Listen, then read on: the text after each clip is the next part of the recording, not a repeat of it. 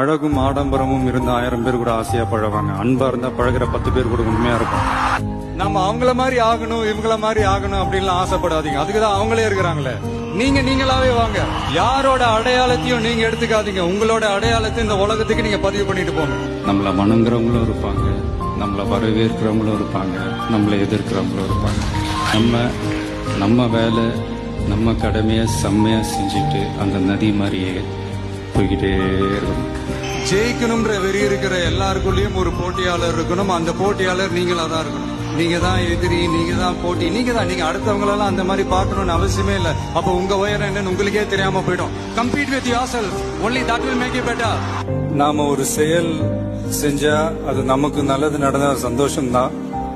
ஆனா அதே செயல் நம்ம சுத்தி இருக்கிறவங்களுக்கும் நல்லது நடந்தா அதான் சரியானதும் கூட. கிடைச்ச வண்டியில ஏறி நினைச்ச இடத்துக்கு போக முடியாதுங்க. நமக்கான ட்ரெயின் வரணும்னா நாம கொஞ்ச நேரம் பிளாட்ஃபார்ம்ல நின்று தான் ஆகணும். என்ன நண்பா?